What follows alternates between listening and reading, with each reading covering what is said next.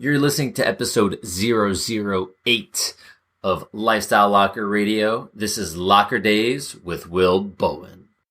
Hi, I'm Dr. Josh Hand, and welcome to the Lifestyle Locker Radio, where we dive into what makes an awesome lifestyle. From relationships to money mindset, nutrition to fitness, emotional health to peak performance, we bring you on an amazing journey to unleashing your human potential. So I'm sitting here in the locker room here at Lifestyle Locker Studios, and I'm realizing, wow, I just completed a marathon. And leading up to it and finishing it required a couple different things, right? The leading up to what I learned is that preparation in all areas of lifestyle were important. From everything from, my wife supporting me and saying, yeah, you can spend 2 hours a day training if you needed to, which is fantastic. So thank you very much, Meredith. I love you for that. 2, keeping a mindset that, you're going to do something you've never done before, that a lot of people fail at, but also a lot of people have done. So knowing that, I had to go into this thing and go, this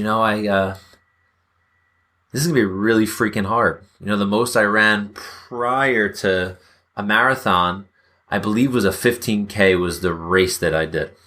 I maybe have ran a few more miles than that, which I believe is like just 9 miles, and then maybe I ran up to a half a marathon, or very close to at that time. And people are like, well, have you ever done a half a marathon yet? I know you registered for a marathon. And I said, no. But what I knew is that the name of the game was being prepared and preparation. So physically, I had to get my game on training. Mentally, I had to get my game on training, and this is the wild part. And for those of you that have ever done a marathon, you know what I'm talking about. For those of you who don't, you do something hard enough, you'll figure this out. It becomes such a head trip, such a head game. I'd have days in training where I'd push out 10 or 13 or 14 miles, and I'd be like, man, I feel freaking awesome, ready to go to work right after and have a whole day seeing patients. And then there'll be days where I'll say, I got a short day. I got my 4 mile day or whatever it may be. And those 4 miles are the hardest 4 miles of running I've ever had. Yet a couple of days before, 14 were easy. So mentally, I had to really keep myself in the game to go. And listening to, just a couple of people pre-marathon, Dr. Jason Richardson with the gold medal mindset. I had to have that mindset. I had to have that gold medal mindset. And Nima helping me, kind of find your true self. That was super important too. So I kind of had to take this mindset game that I put together. And of course with Bowen, which I'm going to get to in a minute. But I had to do the preparation with my mind. I had to do the preparation with my body, right? The running itself, then the nutrition. I had to make sure I was eating because you know what? Frankly, what we've been taught about nutrition is a bunch of BS. And there's a lot of stuff online. There's a lot of stuff everywhere. And that's why we'll be bringing you people that are very highly involved with food and nutrition and actually understanding truth of what nutrition is. People ask me, well, what are you eating? Are you eating lots of pasta? And I'm like, no, that's really not good for you. It's actually pretty bad. So I had to train myself to eat things like someone you'll meet soon on the podcast, the Dr. Wolfson, the paleocardiologist, right? And he said, I texted him, I said, dude, what do I eat the morning of the marathon and the day before? He goes, sweet potatoes and coconut oil. And I said, perfect. That's what I've been making now for the past week or more. I'm starting to introduce those healthy carbs. So fueling, nutrition, my lifestyle is becoming important. And then the last thing was having some really good rest. Rest when I needed it so I can actually push myself when I needed to during this race. And nonetheless, made it to race day, horrible weather, 41, 42 degrees Fahrenheit, pouring rain, considered a nor'easter here in the Northeast. It sucked. And I'm running through the trail, so I didn't have to run through a street that was wet. I had to run through streams up to my knees. I had to run through muck and mud and all this crazy stuff. And it was pretty wild, but, ended up tweaking my knee a little bit through. I had to walk for a little bit and then got back to running. And I found out that during the race, the biggest head games you have is like, I want to quit. This is terrible. I'm frozen. How the hell am I going to run this far? And having the people around you during the race, this is a small race, not like a New York City marathon with, tens of thousands of people. A lot of people, I'm sure, dropped out of the race that we did, but I met 2 people during the race near the end, the last 10 miles. And I said, listen, I've been, struggling here a little bit. Do you mind if I run with you guys? And they said, come on, man, let's go. We got to finish this thing. We're hurt. We're cold. We're beat down. But now we're a team. And we ran and we did such an awesome job. We completed. I went through the finish line not fast, as comfortable as I went through the starting line.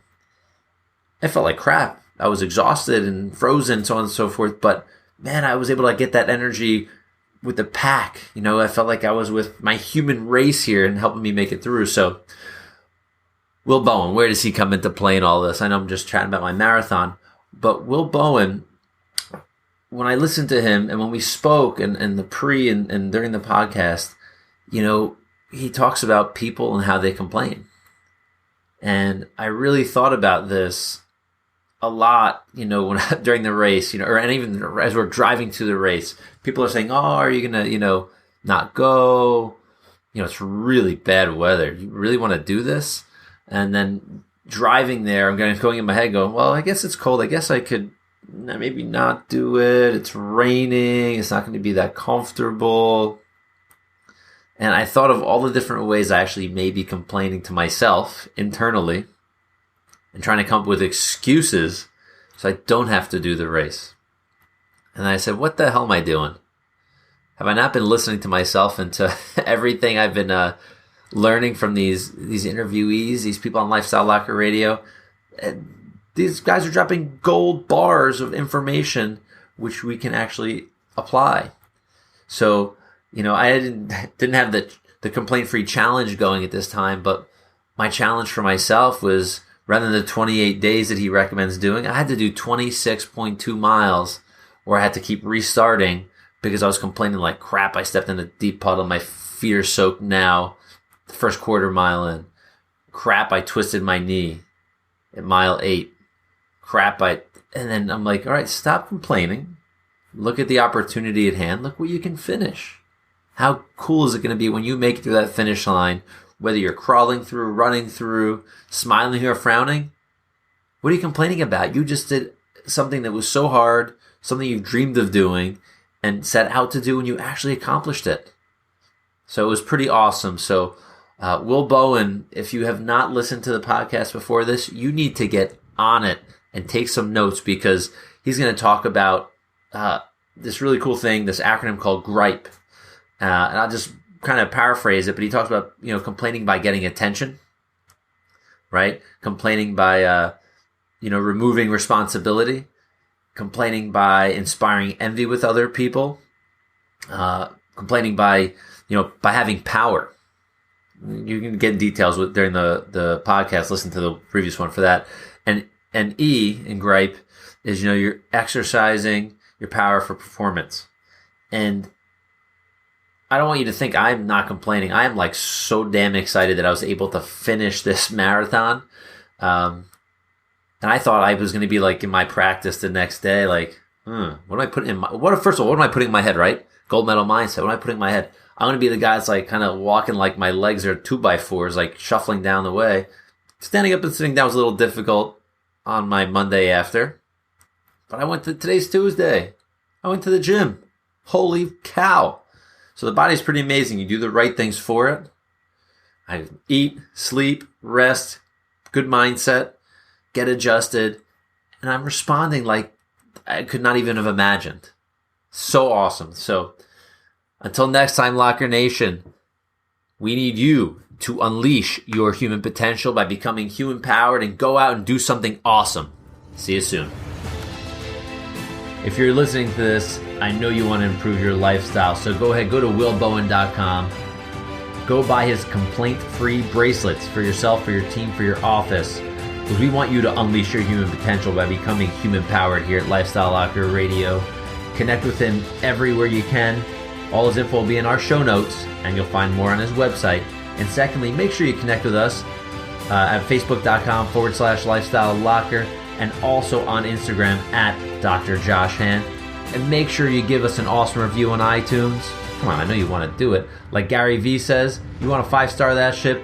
Awesome. If you don't, whatever. We're going to still get them anyway. So have a fantastic day, Locker Nation.